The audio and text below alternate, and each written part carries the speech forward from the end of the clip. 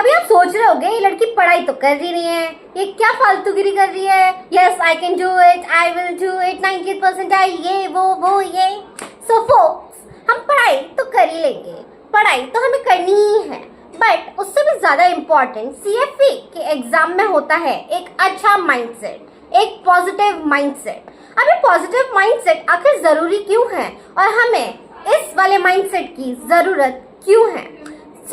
होता क्या है ना कि आप ये वाला एग्जाम अगर एग्जाम की तरह देखोगे तो आप देखोगे कि इसमें बहुत सारी चीजें हैं पढ़ने के लिए और हम लोगों को बहुत सारी चीजें लर्न करनी पड़ेगी। और मोस्टली पेपर जो लेवल 1 होता है एटलीस्ट वो थियोरी बेस्ड ज्यादा रहता है। तो इतनी सारी थियोरी 10 सब्जेक्ट्स की और लगभग आप मान के चलो हर एक सब्जेक्ट में ही आपको लगभग 10 सब टॉपिक्स भी कवर करने पड़ेंगे और उस सब टॉपिक्स के अंदर भी कितनी सारी चीजें होंगी लर्न करने के लिए। तो it's like a lot of syllabus which we have to take in. तो इस चीज के लिए हम लोगों को एक पॉजिटिव माइंडसेट की बहुत ज्यादा जरूरत है कि हाँ भाई मैंने ये वाला एग्जाम लिया है, मैं ये वाले एग्जाम को करूंगी और मैं मेक श्योर करूंगी I will nail it. Because होता क्या है ना, कभी कभी हम लोगों की लाइफ में कभी कभी ऐसे ऐसे चैलेंजेस आ जाते हैं जिसकी वजह से हम लोग थोड़ा रुक जाते हैं, ठहर जाते हैं, सोचने लग जाते हैं क्या ये मुझसे हो पाएगा कि नहीं। Let me share a story with you.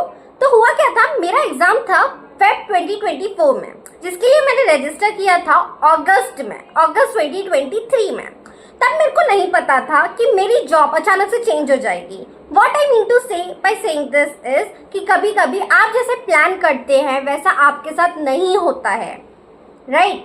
तो मेरे को लगा था कि मैं अभी सेकेंड टाइम एग्जाम लिख रही हूँ तो I guess more than 3 months is more than enough for me for preparing, इसीलिए मैंने +1 भी रखा है। तो अगर आप देखोगे मेरी इस बार स्ट्रैटेजी में 4 months हैं, तो मैं आप लोगों को भी यही चीज सजेस्ट करूंगी कि आप 1 महीना एक्स्ट्रा अपने प्रिपरेशन के अंदर ऐड करके रखें।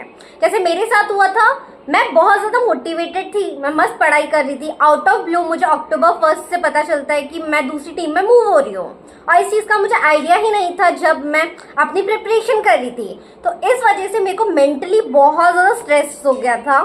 मतलब होता है ना कि आपको फिजिकली कुछ चीज़ फील नहीं होगी, आप अच्छा कर रहे हो, आप अच्छे से पढ़ाई वढ़ाई सब कुछ कर रहे हो, बट आउट ऑफ ब्लू और बैक ऑफ द माइंड आपकी यही सब चीज़ें चलती रहती है। ओ मेरी जॉब चेंज हो गई है, ये मेरे को इम्पैक्ट कर रहा है, मुझे नया पढ़ना पड़ रहा है, अब मेरे लिए काम भी थोड़ा डिफिकल्ट हो गया है, मुझे कुछ नया लर्न करना पड़ रहा है। तो ये सब चीज़ें मेरे बैक ऑफ द माइंड इतना ज़्यादा चल रही थी ना कि समवेयर डाउन मैं थोड़ा डिमोटिवेट होती गई डे बाय डे। और जैसे जैसे आप डिमोटिवेट होते रहते हो ना इस जर्नी में, आपके chances of getting selected and passing this exam also get lower. यही मेरी सबसे बड़ी एक गलती थी जो मैंने लास्ट टाइम फेस की थी। इसलिए all this time I want to do is to have a good peaceful and a challenging mindset कि हाँ इस बार मैंने ये वाला चैलेंज लिया है, I will do it at any cost. तो ये वाले माइंडसेट की हमको बहुत ज्यादा जरूरत है if you are also someone who wishes to clear CFA level 1 at your first go. So yeah, this is one thing which I really want to talk about. और इसके आगे का मेरा अपडेट ये है कि मैं नए पोर्टफोलियो पढ़ने का सोचा है। मैं पोर्टफोलियो का फर्स्ट सब्जेक्ट लेके बैठूंगी और मैं स्टार्टिंग का ओवरव्यू ले लिया है।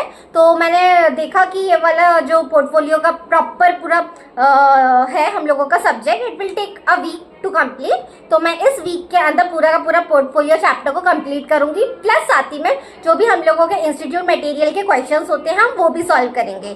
साथ ही साथ इस वाले कमिंग थर्सडे को मेरी छुट्टियां भी है, मतलब मैं यूएस कंपनी के लिए वर्क करती हूँ तो यूएस ऑफ है, तो मुझे स्पेसिफिकली उस दिन की छुट्टी भी मिल रही है। तो मेरे पास बेसिकली इस वाले कमिंग वीक में 3 दिन की छुट्टी रहेगी जिसमें मैं बहुत अच्छे से प्रिपेयर कर सकती हूँ। तो इस वाले वीक में let's try to make sure that I complete portfolio. But if you are someone who is starting your level 1 at the very first time, तो आप क्वांट से शुरू कीजिएगा। This is my simple guidance for all the ones who are doing it. And always believe in yourself. Let us work hard. जो भी हम कर सकते हैं इस एग्जाम के लिए, let's do it and then see what the result has for us. So yeah, wishing you all the very best and stay tuned for my latest updates next time. See you guys.